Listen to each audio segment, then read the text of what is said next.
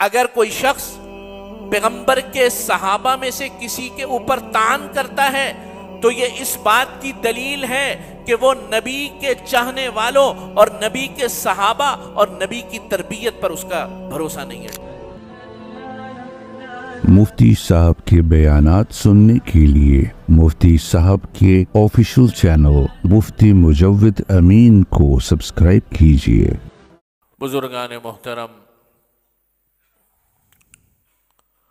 برادران اسلام، حضور نبی کریم صلی اللہ علیہ وسلم کی تیار کردہ صحابہ کی جماعت،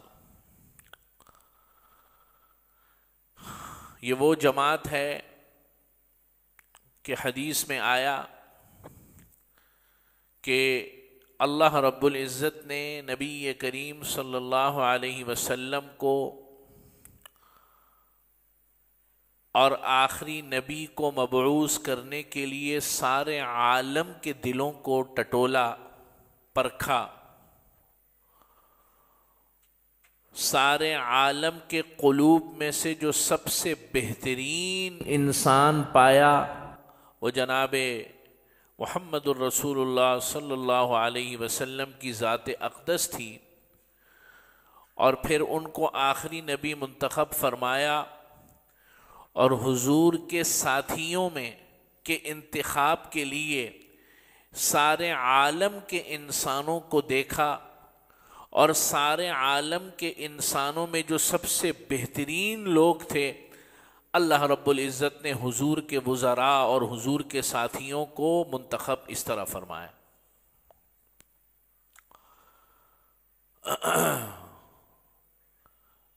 آج 23 رجب المرجب کا دن ہے، اور 22 رجب یہ حضرت کاتب وحی امیر المؤمنین حضرت سیدنا امیر معاویہ رضی اللہ تعالی عنہ کا یوم وفات بھی ہے، 22 رجب۔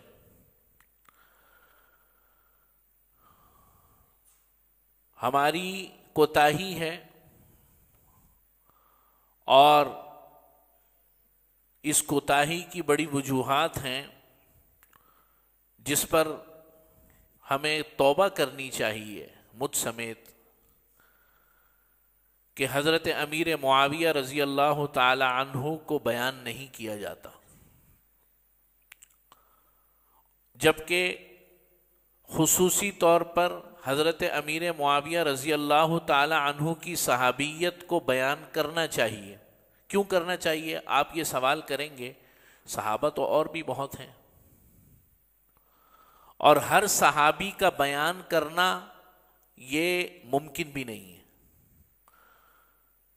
مشہور صحابہ کا بیان ہوتا ہے، خلفائے راشدین کا بیان ہوتا ہے، لیکن حضرت امیر معاویہ رضی اللہ تعالی عنہ کو وقتاً فوقتاً بیان کرنا اس لیے ضروری ہے کہ ایک فرقہ ضالہ مضلہ نے حضرت امیر معاویہ کو اس انداز سے اس امت کے سامنے پیش کیا ہے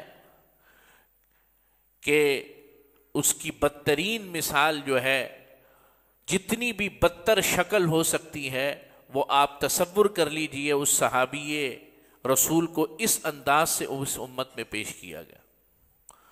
چنانچہ ان کی دیکھا دیکھی اور پروپیگنڈے کی زد میں ہم خود بھی آ گئے۔ تو سب سے پہلے تو یہ سمجھنا چاہیے کہ حضرت امیر معاویہ ہیں کون رضی اللہ تعالیٰ عنہ۔ حضور نبی کریم صلی اللہ علیہ وسلم نے کاتبین وحی کی جو ٹیم بنائی تھی، کاتبین وحی کون تھے؟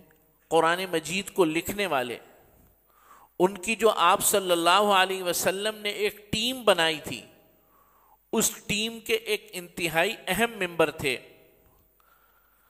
آپ صلی اللہ علیہ وسلم نے اپنے زمانے میں فتح مکہ کے بعد اور اس سے کچھ پہلے حضور نبی کریم صلی اللہ علیہ وسلم نے دیگر بادشاہوں کے نام جو خط لکھے ہیں، روایات میں آتا ہے کہ ان کی تعداد 165 کے قریب ہے۔ ان میں سے 139 خطوط جو ہیں وہ نبی کریم صلی اللہ علیہ وسلم نے حضرت امیر معاویہ کے ہاتھ سے لکھوائے. ایسا صحابی کہ جس پر اللہ کے نبی کو اتنا اعتبار ہے کہ قرآن مجید کی وحی کے لکھنے والوں میں سے اس کو شامل کیا، اور دنیا بھر کے اندر پیغمبر جو اپنی خط و کتابت فرما رہے ہیں حضرت امیر معاویہ کے ذمے میں کر رہے ہیں. کیا یہ معمولی انسان ہو سکتا ہے؟ کیا یہ ایسا شخص ہو سکتا ہے کہ جو اسلام اور مسلمانوں کو نقصان پہنچائے؟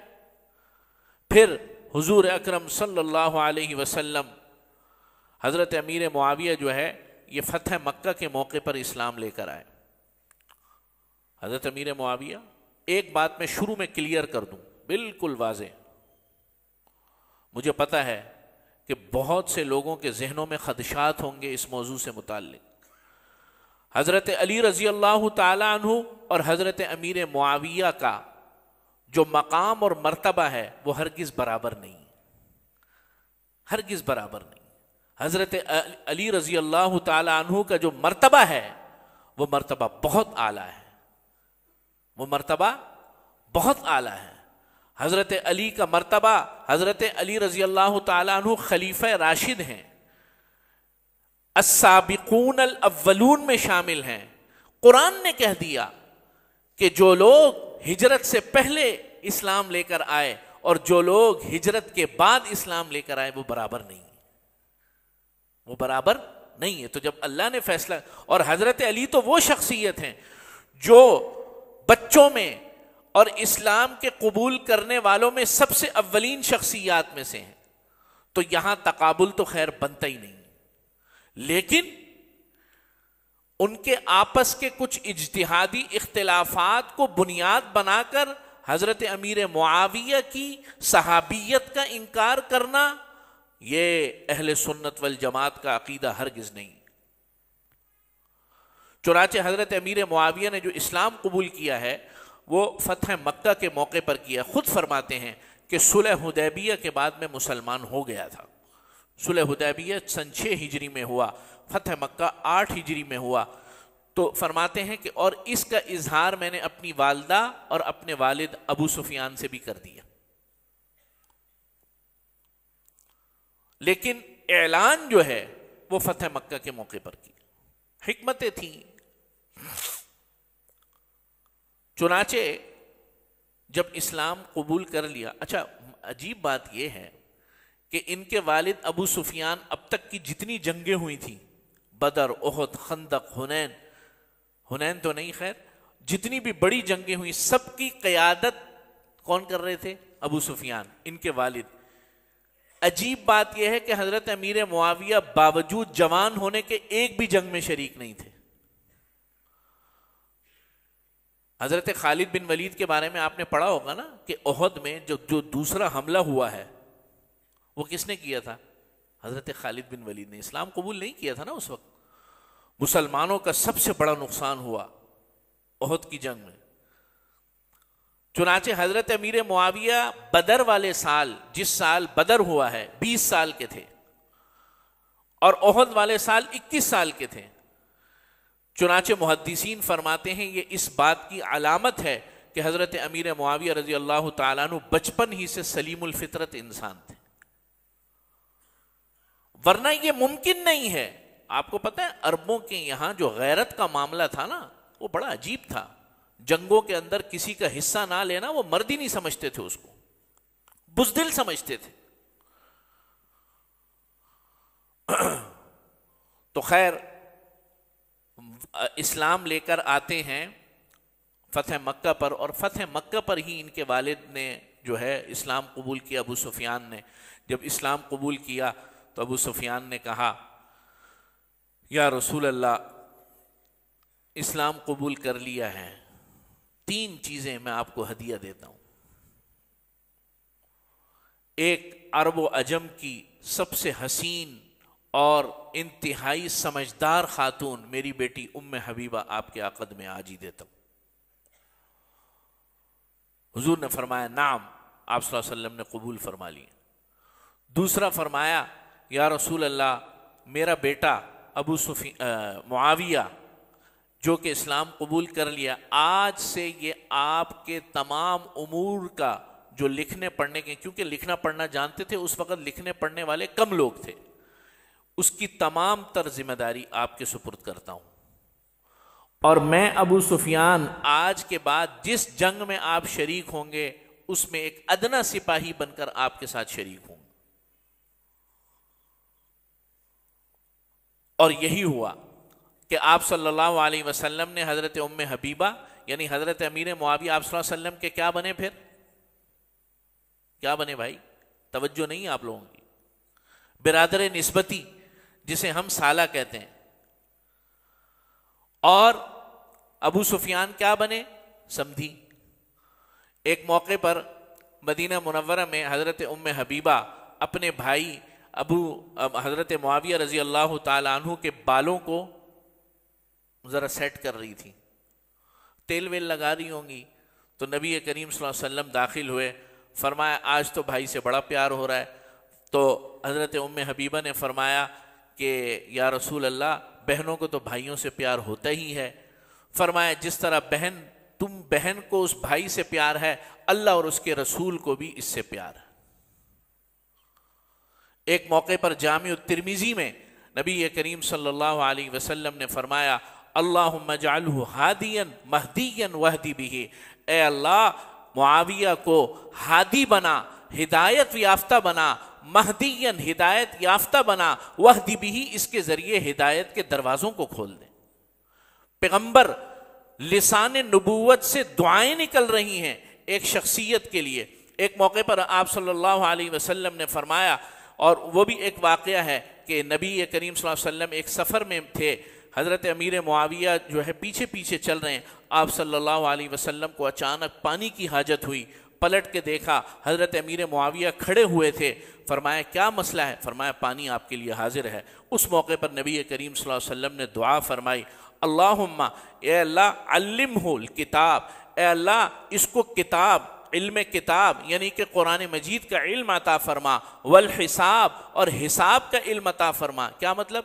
یعنی دینی تمام امور کا اس کو حساب و کتاب کا علم عطا فرما، وقیہ العذاب اور اس کو عذاب سے نجات عطا فرما۔ یہ فضائل ہے، اور ہم آج ممبروں سے حضرت امیر معاویہ کی بات نہیں ہوتی۔ اور میں نے آپ حضرات کو یاد ہوگا آج سے 1-1.5 سال پہلے، یاد ہے آپ کو، شاید میں نے عرض کیا تھا کہ ایک موضوع چل رہا تھا اور اس موضوع کی نوعیت کچھ الگ تھی، تو ایک صاحب مجھے بعد میں ملے مسجد کے باہر، کہنے لگے آپ کا ذہن معاویہ زدہ ذہن ہے۔ یاد ہے میں نے آپ کو یہ بات بتائی تھی۔ اس موقع پر مجھے احساس ہوا کہ یہ ہم سے کتنی بڑی کمزوری ہو رہی ہے کہ ایک صحابی رسول کو لوگ اس طریقے سے پیش آنا شروع ہو گئے، ان کے لوگوں کے ذہنوں میں ایک ایسا اسٹرکچر بنا ہے کہ جو کہ نعوذ باللہ من ذالک، نعوذ باللہ من ذالک ایک کافر کا اسٹرکچر ہے۔ حضرت عمر رضی اللہ تعالی عنہ نے اپنی زندگی میں شام کا گورنر بنایا، کس کو؟ حضرت امیر معاویہ۔ 20 سال گورنر رہے۔ کتنے سال؟ کبھی کوئی اختلاف نہیں ہوا۔ حضرت عمر نے برقرار رکھا، انتہائی حلیم اور حکیم انسان تھے، حلیم الطبع، فراست اللہ تعالی نے حد درجہ عطا فرمائی تھی۔ یہ جو شام کا خطہ تھا یہ رومن امپائر سے سرحد ملتی تھی، سب سے زیادہ جو معاملات پیش آتے تھے یہیں پر پیش آتے تھے۔ 20 سال تک اس علاقے کو مستحکم رکھا۔ آج دنیا کے اندر اتنی شدید جدید ٹیکنالوجی کے بعد دنیا کی سرحدیں محفوظ نہیں ہیں۔ وہ ٹرمپ اتنی لمبی چوڑی دیوار بنوا رہا ہے وہ میکسیکو کے بارڈر پر، پریشان ہوا، ہم پریشان ہوئے میں ادھر سے بھی ادھر سے بھی۔ کتنی جدید دنیا ہے۔ ایک تنہا شخص نے اس بارڈر کو سنبھالا 20 سال، اور 19 سال خلافت کے کتنے ہو گئے؟ 20 اور 19 39 سال رومن امپائر کو جو ہے بارڈر پر روک کے رکھا، بلکہ روک کے نہیں رکھا، اندر جا کر جو ہے ان کے علاقوں کو فتح کیا۔ معمولی شخصیت تو نہیں تھے۔ اور پورے 39 سال کا جو زمانہ گزرا ہے، 20 سال وہ جب گورنر تھے، حضرت عمر رضی اللہ تعالیٰ عنہ نے رکھا، گورنر بنایا، حضرت عثمان نے برقرار رکھا، حضرت علی نے برقرار رکھا۔ اختلاف اس معاملے پر ہوا حضرت علی رضی اللہ تعالیٰ عنہ سے، اور یہی جنگ جمل اور صفین کے اختلاف کی بنیاد ہے۔ وہ کیا تھا؟ وہ یہ تھا کہ حضرت امیر معاویہ یہ کہتے تھے کہ حضرت عثمان غنی کے قاتلین سے قصاص لیا جائے، بدلہ لیا جائے، ان کو قتل کیا جائے۔ اور یہی بات کون کہتا تھا؟ حضرت عائشہ رضی اللہ تعالیٰ۔ 2 جنگیں ہوئیں، جنگ جمل اور صفین۔ یہ بھی جنگ جمل حضرت عائشہ رضی اللہ تعالیٰ عنہ اور حضرت علی رضی اللہ تعالیٰ عنہ، اور اسی طریقے سے جنگ صفین حضرت امیر معاویہ اور حضرت علی رضی اللہ۔ عجیب منظر تھا، دونوں جنگوں میں حضرت علی کو اللہ نے فتح عطا فرمائی، اور نماز جنازہ بھی خود پڑھوایا سب کا۔ کسی نے سوال کیا کہ یہ اس جنگ کے اندر جو لوگ مارے گئے ہیں ان کا کیا حکم ہے؟ فرمایا قتلانا و قتلاہم فی الجنہ، اس جنگ میں جو ہمارے لوگ مقتول ہوئے وہ بھی جنت میں ہیں، جو امیر معاویہ کے لوگ مقتول ہوئے وہ بھی جنت میں۔ اس لیے کہ یہ کوئی اقتدار کی لڑائی نہیں تھی، ایک مسئلے کا اختلاف تھا۔ اس بات کی کوئی لڑائی نہیں تھی کہ حضرت امیر معاویہ یہ کہتے تھے کہ حضرت علی رضی اللہ تعالی عنہ خلافت کو چھوڑ دیں، یا حضرت علی کہتے تھے تم شام کی گورنری کو چھوڑ دو، اس میں تو کوئی اختلاف نہیں تھا۔ حضرت علی یہ فرماتے تھے کہ حضرت عثمان کو شہید کرنے والے لوگ کوئی 1-2 لوگ نہیں تھے، وہ ایک بلوہ تھا۔ بلوہ جانتے ہیں؟ بلوہ کسے کہتے ہیں؟ ایک کراؤڈ تھا، خارجین کا ایک کراؤڈ تھا، ہزاروں لوگوں کا، اور وہ مختلف علاقوں سے آئے ہوئے تھے۔ حضرت علی کی اپنی فراست تھی، وہ صحیح تھے اس معاملے میں، اور اہل سنت والجماعت کا یہ عقیدہ ہے کہ اس اجتہادی اختلاف میں حضرت علی کس پر تھے؟ حق پر تھے۔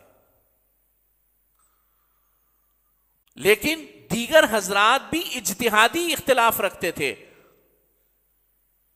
اور اجتہادی اختلاف میں جو صحیح ہوتا ہے اس کو 2 اجر ملتے ہیں، ایک صحیح ہونے کا اور اختلاف کرنے کا، اور دوسرے کو 1 اجر ملتا ہے۔ یہ بھی حدیث سے ثابت ہے۔ یہ کوئی آپس کی ناچاکی نہیں تھی، یہ زر و جواہرات اور عورتوں کی وجہ سے کوئی لڑائی نہیں تھی، یہ کوئی ریاست کی لڑائی نہیں تھی، یہ کوئی جغرافیکل لڑائی نہیں تھی۔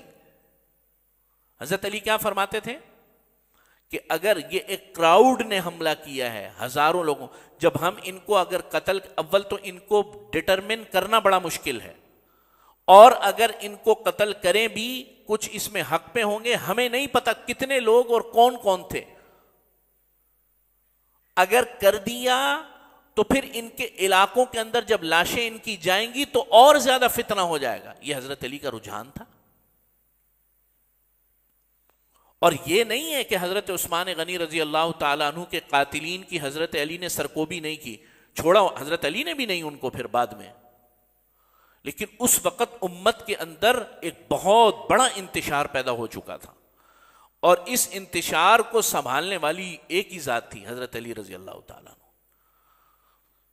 اس اختلاف کے دوران ایک موقع پر روم کے بادشاہ نے حضرت امیر معاویہ کو خط لکھا کہ تمہارے دوست سے لڑائی ہے، اور اگر تم ہمارا تعاون چاہتے ہو تو ہم حاضر ہیں، اور ہم تمہارے تعاون کے ساتھ علی کی خلافت کو ختم کر دیں گے۔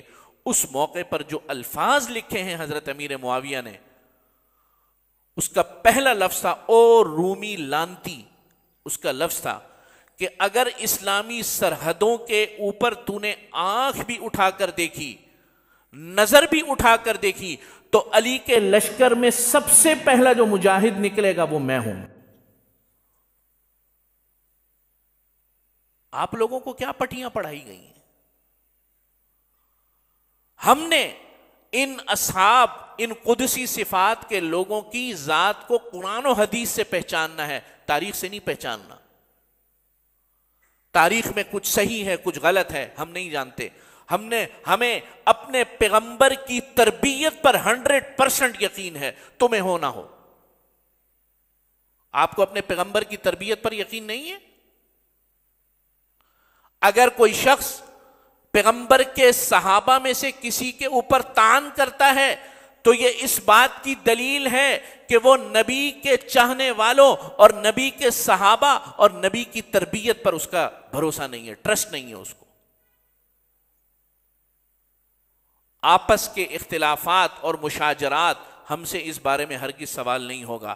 قیامت کے دن ہم سے نہیں پوچھا جائے گا کہ ان چند حضرات کا جو آپس کا اختلاف ہوا تم کس سائڈ کھڑے تھے، پوچھا جائے گا؟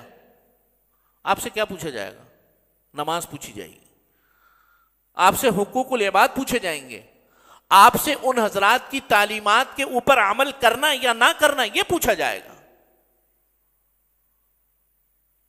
آپ سے یہ نہیں پوچھا جائے گا۔